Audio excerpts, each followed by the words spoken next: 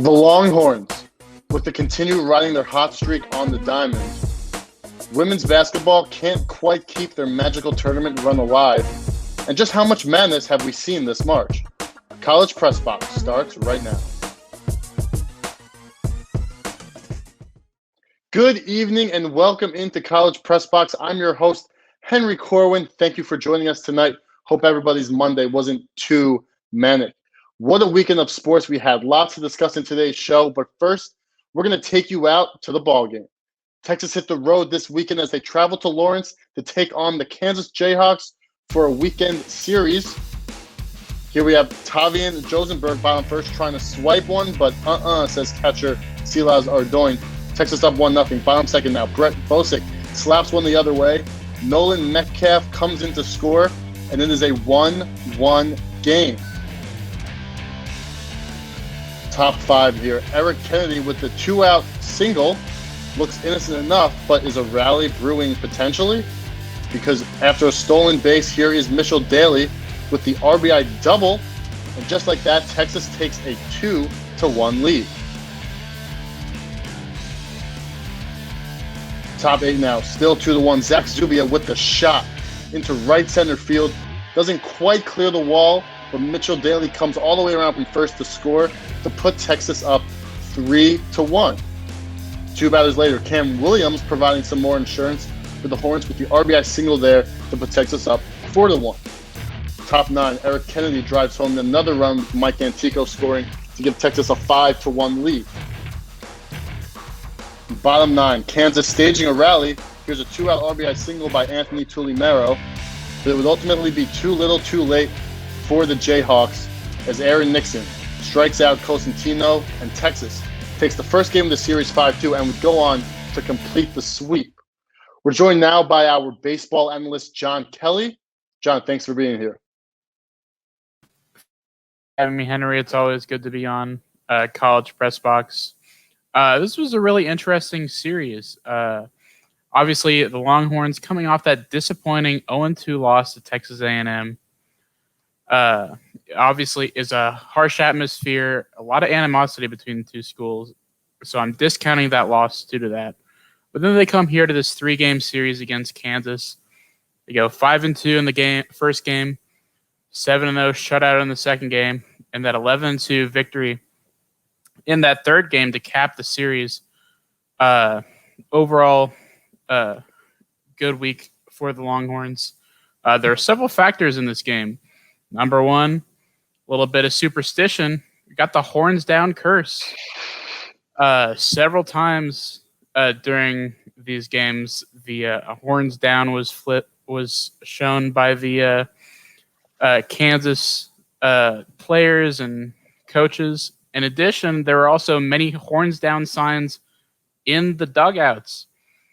Obviously, in the past, we've seen when players and fans flash the horns down, doesn't always turn out great for them. And that was the case this week. Overall, there were great performances on both sides, on the offense and the defense and the pitching. There were great pitching performances from Ty Madden, Tristan Stevens, and Colby Kubicek. And on the offensive side, we saw the bat was booming. There were home runs from Cam Williams, Ivan Menendez, Mike Antico, and Douglas Hoda III.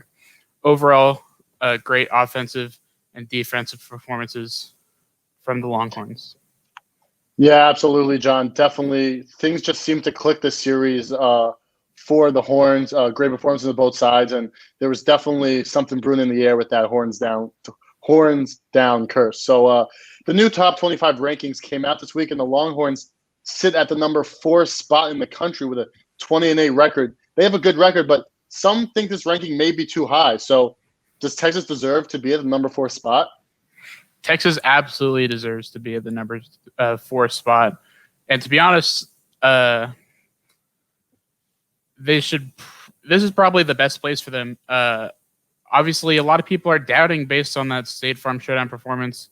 But as we've talked about time and time again on this show, that particular outing by Texas was more overshadowed by their inability to practice and just the overall badness that came about from that winter storm that happened that week. But we've been able to see that they've been able to win the games they needed to win. We saw that with this Kansas series. Obviously, they can drop some games. They dropped that Texas A&M game, but as I said, it's incredibly hard for a Texas team to play in College Station. But they've been able to get the wins that they needed to win, and if they continue the performance, I think they'll continue to deserve that they be in that number 4 spot, and maybe even later on in the season bump up.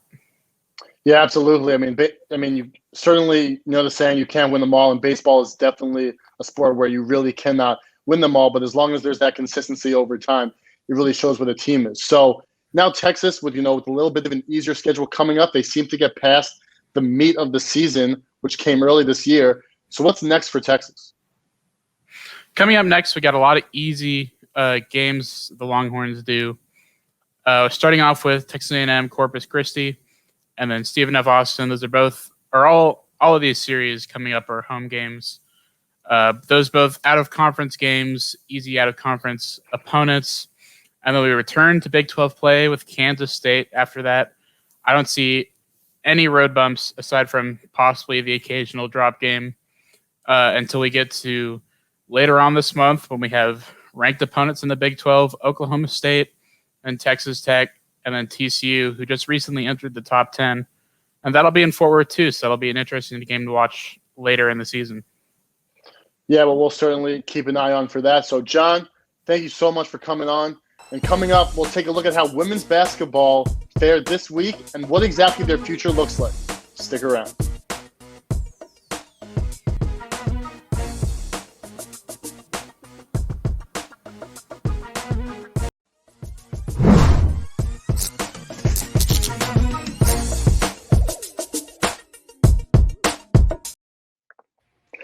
Welcome back into College Press Box. Thanks again for joining us tonight.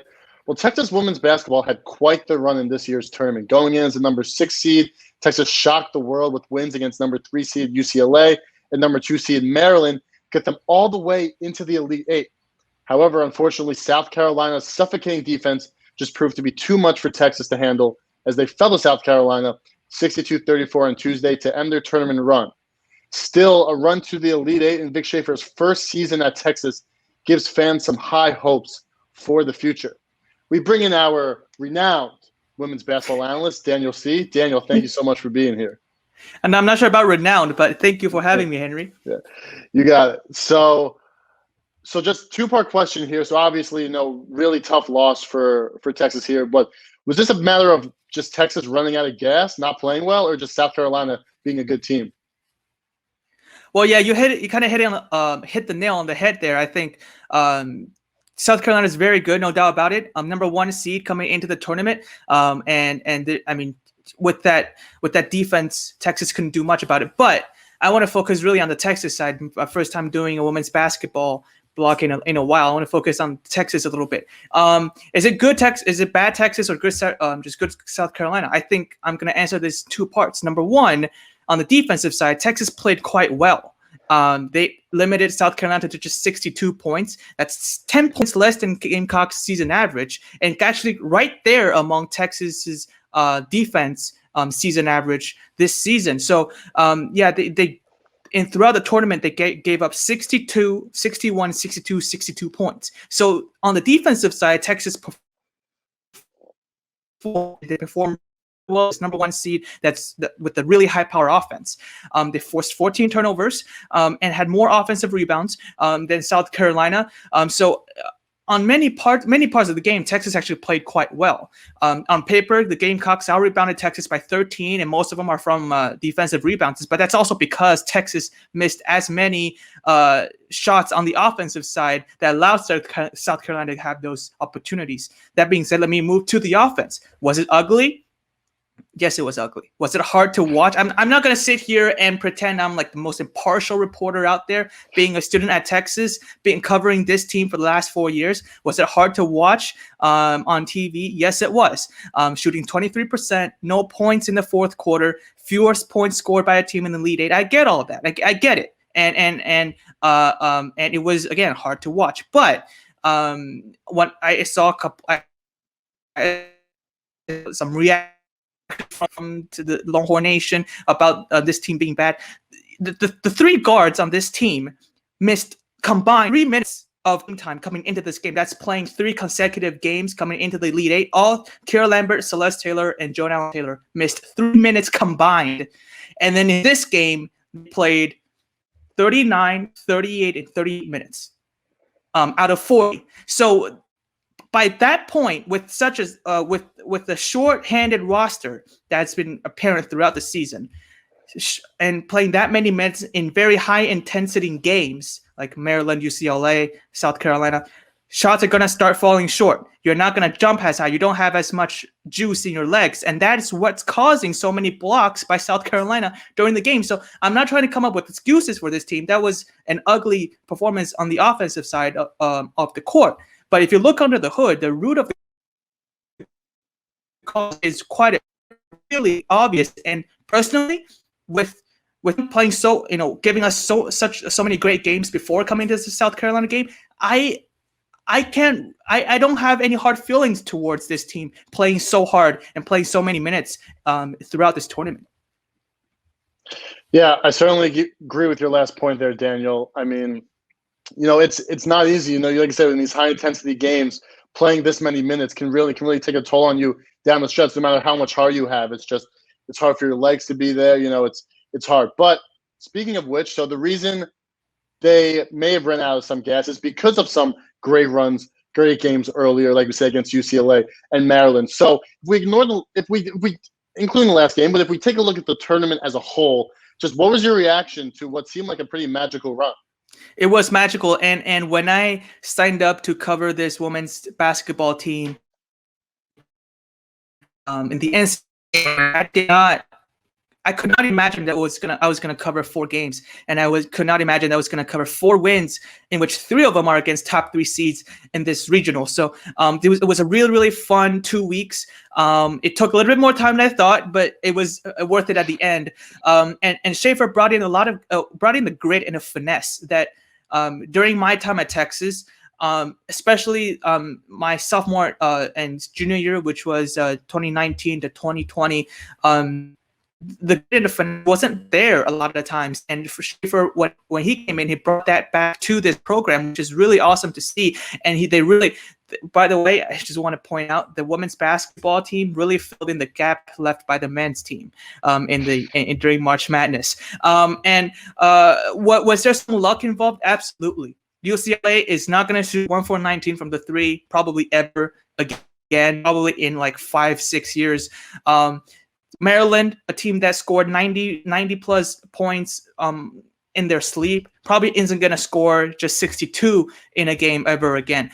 But Texas goes after every 50-50 ball, puts a hand in everybody's face on the defense, and hits because their team is built on defense, their offense can have so much more confident that they can hit a lot more timely shots than have been in the past, and just very, very fun to watch.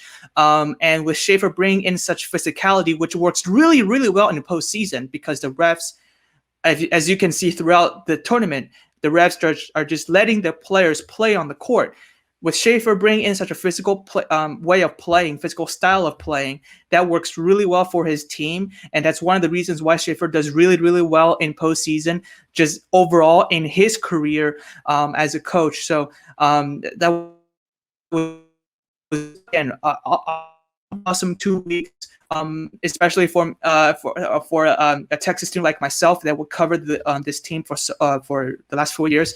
Unfortunately, this is my last year covering it as a student reporter, but it was a really fun one to end my time at TSTV as a women's basketball analyst / reporter, whatever you call it. But also, before I want to throw the floor back to you, I just want to point out Texas versus Maryland in that Sweet 16. Best game in the tournament, better than a championship game between Stanford and Arizona. Yeah, I mean, that certainly was a phenomenal game. And, I'm obviously super glad how much you enjoyed the final run. I think we all enjoyed it, especially for me too, as a senior. We all really enjoyed, being able to watch this run. So you talked a lot about what Vic Schaefer, brought to this team. And so obviously just his first year in Texas, many would probably consider it already a major success. So if we look next year, because sports fans, the second their season ends, they're already talking about next year because there's always next year. So what do you think the outlook is for the Longhorns next season? Well, you're losing a couple of big pieces. Charlie Collier, Kira Lambert, it was expected that they were going to leave. Charlie Collier declaring for the draft before the tournament, Kira Lambert being a graduate transfer. One of the more surprising departures is Celeste Taylor, who entered the transfer portal last week. No hard feelings towards the program, according to Danny Davis at Austin American-Statesman. Just wants to spend more time at a place that's closer to her family, which I understand. Which I think we all understand during this pandemic. But with Schaefer bringing in the fourth best recruiting class next year, featuring some of the top recruits in the nation, including Alea Moore, Rory Harmon, and Kendall Hunter. That plus some of the players that emerged and played really well during the tournament. Lauren Ebo, for example, Joan Allen Taylor being the core of the team on the offensive side of the ball.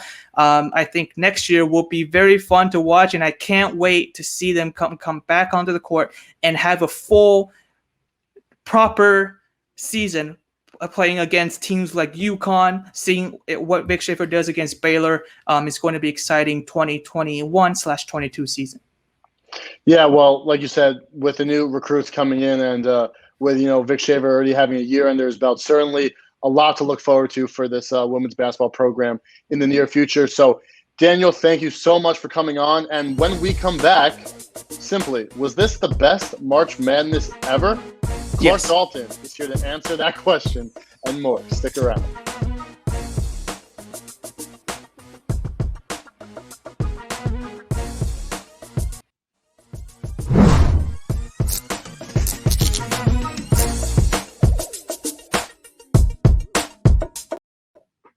Welcome back into College Press Box. Thanks again for joining us. Well, what a March Madness we've had this year that has maybe even been enough to make up for the fact that we did not have a tournament last year.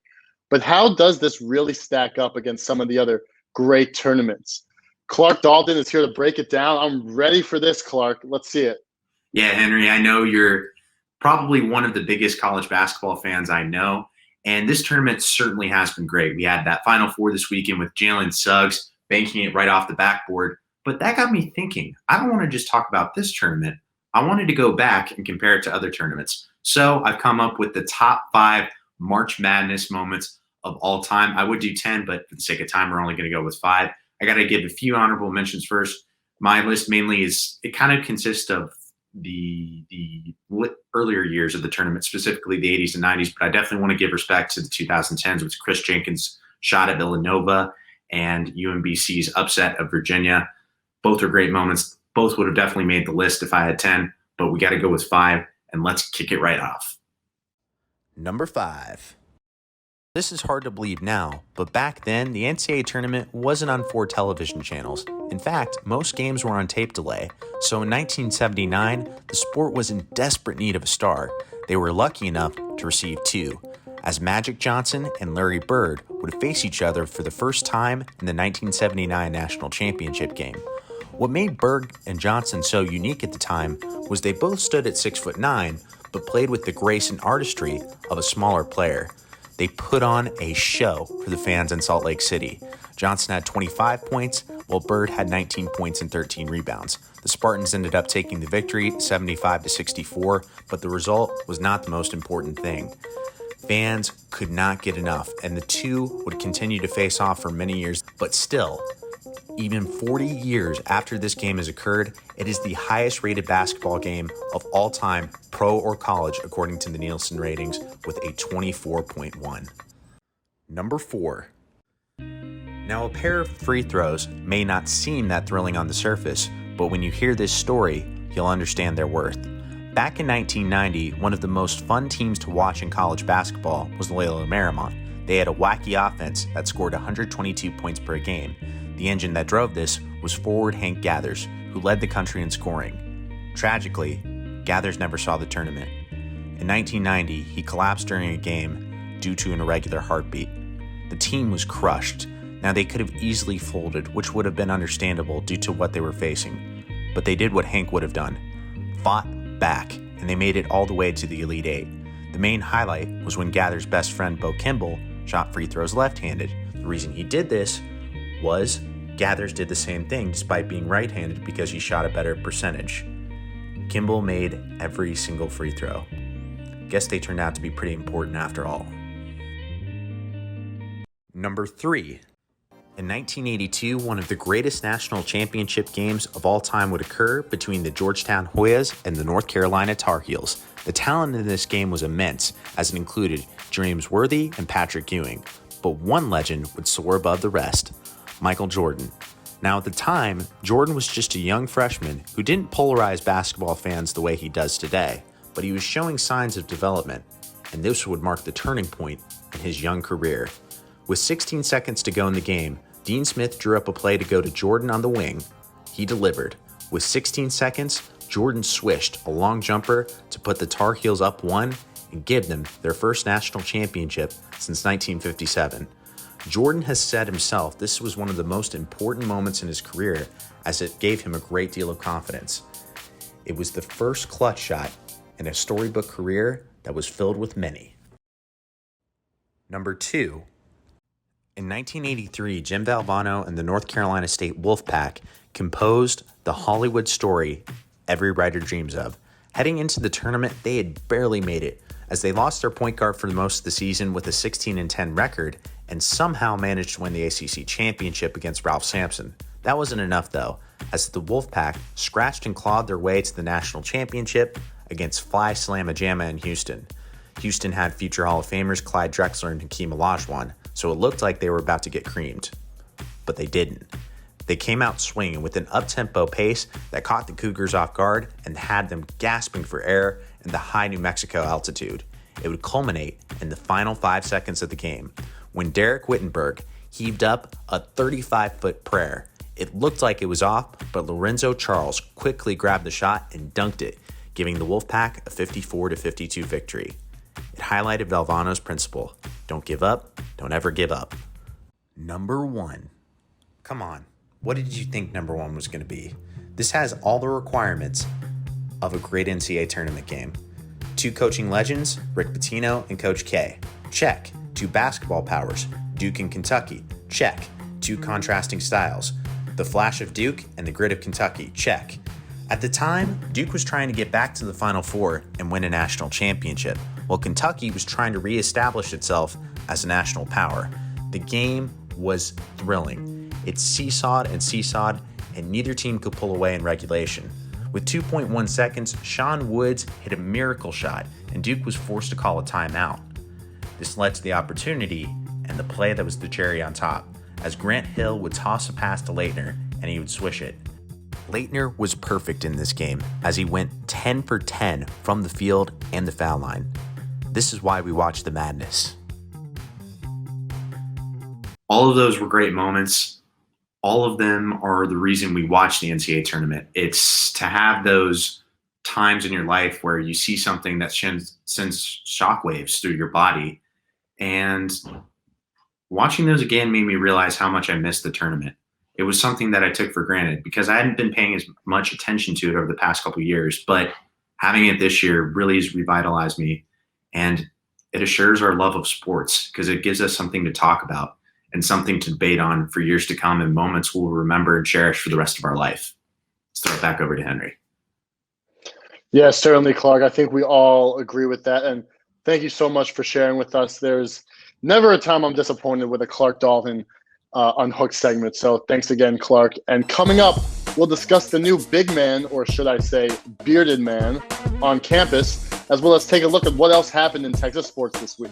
You won't want to miss it.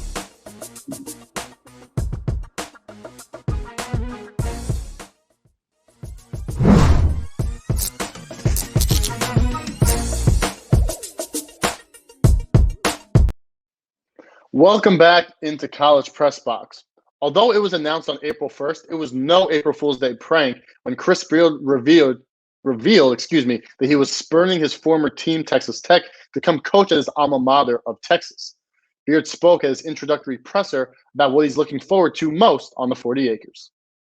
Let me be really clear here. I understand the standards of the University of Texas. I understand where our men's basketball program is going to be and needs to be and deserves to be. Those expectations and standards don't scare me. Don't get it twisted. It's the reason that I'm here today, is the expectations and the standards and where this program needs to be and will be sooner than later. And everything that we do, beginning last night and today when we get done with this press conference, will be about restoring us and getting us to the level where we can compete for national championships. In its first scrimmage of the season against Houston Dynamo, Austin FC fell 3-2 on Saturday. The match was the first of 3 in the preseason tournament La Copita. It was the first time Austin FC went against a Major League Soccer competition. The club will travel to Dallas to take on FC Dallas on Wednesday. Texas softball made a statement this weekend as they swept rival Texas Tech in Austin in their first conference games of the season. Shulin O'Leary led the way for the Horns in the series finale with a full 7 innings of 5-hit ball and no earned runs. Winning 5-0, 10-1, and 2-1 respectively, the Horns now hold a 27-3 record, oh boy, on the year. Texas returns to action on Wednesday on the road against UT Arlington. Volleyball ended their regular season this weekend with a sweep against TCU. That puts their record at 23-1 for the regular season, with their only loss coming against Rice in 5 sets. Their performance in this COVID-lengthy season was good enough to earn them the number 4 overall seed in the national tournament. With a bye in the first round, Texas will face the winner of Samford and Wright State on Wednesday. Texas took home dubs in track and field on Saturday in both the men's and women's competition. Elena Bruckner was the highest scorer of the Longhorns women's team with 15 points, including breaking her own school record in the hammer throw with a distance of 56.82 meters. The Longhorns travel to Waco this weekend for the Michael Johnson Invitational. Adding to Longhorn victories, women's tennis handled Houston on Friday at the Texas Tennis Center with a sweep against the Cougars. It was a regular season finale at home for the Longhorns, completing their undefeated season at home with a record of 14-0. The win pushed their regular season overall record to 18-1. My goodness, these records. Texas travels to Kansas on Friday to take on the Jayhawks. Coming up with this week in Longhorn sports. Tuesday, we have baseball versus A&M Corpus Christi at 6:30 p.m. You can catch that on Longhorn Network. Wednesday, we have softball at UT Arlington at 6 p.m. on 105.3 FM, and baseball against Stephen F. Austin at 6:30 p.m., also on Longhorn Network. Friday, men's tennis versus Oklahoma, 3 p.m. on Longhorn Network. Softball against Iowa State at 4 p.m. on 105.3 FM, and women's tennis at Kansas at 5 p.m. Additionally, we have soccer against LSU at 7 p.m. That will be an SEC Network Plus. Saturday, rowing against Michigan. We have softball at Iowa State at 1 p.m. We have baseball versus Kansas State at 2:30 p.m., also on Longhorn Network. Then finally, Sunday, men's tennis against Oklahoma State at noon. And we have softball at Iowa State also at noon on 105.3 FM. Well, that's all we have for you tonight. Thanks, everyone, for tuning in to College Press Box. Now, let's get ready for the ending to an incredible March Madness with Baylor and Gonzaga tonight. You know my eyes will be glued to the TV. Don't forget to watch our sister shows of Crossfire on Wednesday at 9 o'clock p.m. and the 1-0 Sports Show on Friday mornings at 10 a.m. From all of us on screen tonight and everybody in Master Control, I'm Henry Corwin. Good night, Austin.